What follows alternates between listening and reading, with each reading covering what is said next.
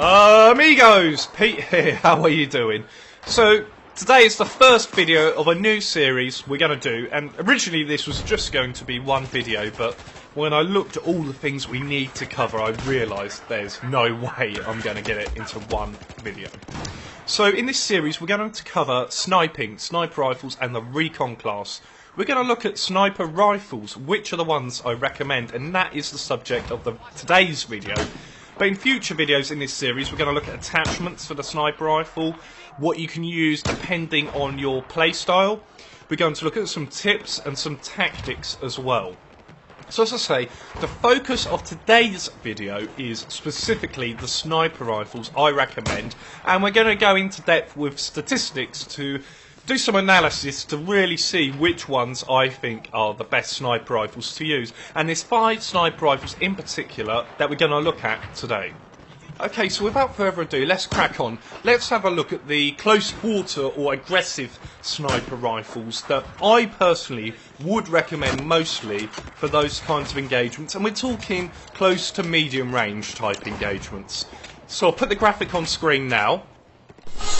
So as you can see, we have the M40A5, the Scout Elite and the Gold Magnum. 3 sniper rifles. Obviously, the Gold Magnum is brand new to the Second Assault patch, the Second Assault DLC. So if you don't have that, you don't have access to that, unfortunately. And it is a very good sniper rifle, which we're now about to get into.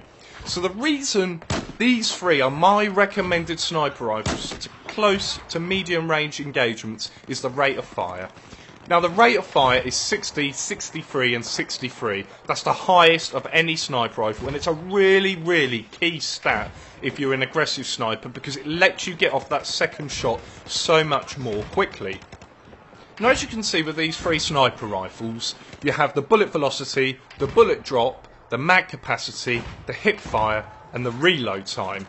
Now the M40A5 has the lowest bullet velocity of 480 meters per second. Then you have the Scout Elite at 640 and the Gold Magnum in the middle at 580. What does that mean in real terms? What does it mean to you when you're out on the battlefield sniping at enemies?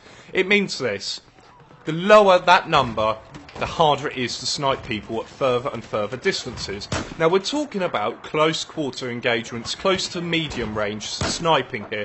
We're not talking about Gold Mud Railway, obliteration, you're on one side of the map and you're sniping at an enemy on the complete other side of the map. We're not talking about that. We're talking about Gold Mud Railway Team Deathmatch or Gold Mud Railway Domination. That's the sort of combat I'm talking about using these rifles for. So the bullet velocity plays a part at close quarters, definitely, because it makes it easier to hit a target, but it doesn't play as much a part when you're talking about ranged sniping, okay? So the 480 meters per second of the M40A5, that's not great. I will take that, that's not great. The Scout Elite is really good at 640 meters per second, and the Gold Magnum comes somewhere in the middle. Then you have the bullet drop. What does bullet drop mean? Basically, it's how much you have to aim over your target's head. Again, that doesn't come into play so much with the medium and close range aggressive sniping. Mag capacity, the M40A5 wins that hands down. The Scout Elite, you will notice it has a better hip fire than the other 2. I haven't gone to the degree of putting the exact stats in there, but it does have a slightly better hip fire. And then you have the reload times for which the M40A5 wins. Now, interestingly, I'm going to put another graphic on screen now. What I want you to notice now is the damage over distance model for these 3 sniper rifles is very different. They all differ. The M40A5 has a fairly sort of standard damage over distance. The Scout Elite has quite a bad damage over distance damage model, which I want to talk about a little bit more, and the Gold Magnum has an excellent damage over distance model. As I say, you will notice that they are all very different. What this means is, the one to pick out from this especially is the Scout Elite. It's a shame really, because the Scout Elite, the damage model drops off quite significantly towards the latter stages, and I know we're talking about close to medium range engagements, But when you're getting around that 80 to 100 metre mark, which isn't too far away really, you're not talking about one end of a massive map to the other, you're talking about quite short distances, the Scout Elite is really going to let you down. It actually comes to the point where it's not a one-shot kill to the head at certain distances, and I think that is a real shame, that you have a bolt-action sniper that honestly takes a lot of skill to use and to get that headshot, and you're not necessarily going to get a one-shot kill over that range. With the M40A5 and the Gold Magnum, you will get one-shot kill to the head at any range. It doesn't matter. If you hit an enemy in the head, that's a kill. Now, interestingly, as I say, the Gold Magnum has a really nice damage over distance model, and what you will notice is the damage doesn't drop off so far as it does with the M40A5, and it holds its damage for a longer period of time. And I believe that makes the new weapon, the Gold Magnum, possibly my choice for close quarter sniping. It ticks a lot of boxes, you see. It has a good rate of fire, it has decent enough bullet velocity, standard bullet drop. It has a low magazine capacity though, that is something to bear in mind, and the reload time is higher than the other two weapons. But the damage model, the way it holds its damage up to 100 metres is really important. And what it might mean to you when you're out there sniping is it might mean something that would have been an assist with the M40A5 in certain circumstances will be a kill with the Gold Magnum. So just to summarise my medium to close range aggressive sniper recommendation to you, I recommend the Gold Magnum if you've got it unlocked. But I also think the M40A5 is a serious contender.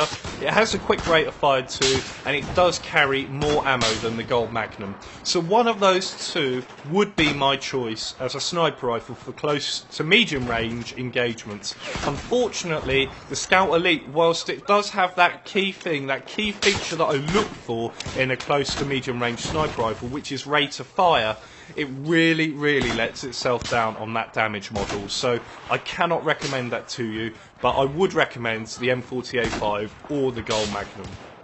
Okay, so we need to move on now, and we need to look at long range sniping, range sniping. That's more of a distance. You're looking at anything more than sort of 200 metres, you really do need to look at these sort of sniper rifles. So let's have a look at the three rifles I'm comparing for long range sniping. So as you can see from this graphic on screen, I'm looking at really the M98B, the SSR-161, the SSR-61, sorry, and the Gold Magnum again makes an appearance in this chart, so it must be quite a special all-round sniper rifle. Now, as you can see with these ones, the rate of fire is considerably lower, at least for the M98B and the SSR-61, than the other sniper rifles. And, you know, when you're talking really big distances, rate of fire isn't the big deal, it isn't the big thing to consider. Bullet velocity is, and you can see the bullet velocity on these weapons, the M98B and the SSR-61, is considerably higher. And what that really means, again, is that it's going to be so much easier for you to hit a target, especially if it's moving and not stationary. And you can see the bullet drop on the SSR-61 is only 6 meters per second squared. That is fantastic. What that means is you do not have to take into account so much for that bullet drop, and that's a really big deal. Now, both the M98B and the SSR-61 have decent magazine capacities of 11 and 8 respectively. Hip fire is not such a big deal. You are not going to be hip firing anyone at 200 metres unless you're a complete Looney Tune. It just isn't a consideration, and then you've got reload time there as well. Now, it is really interesting, as I said before, that the Gold Magnum features in both of the charts, my recommendation for both close quarters and ranged sniping. And this is why. Let's have a look at the damage model over distance.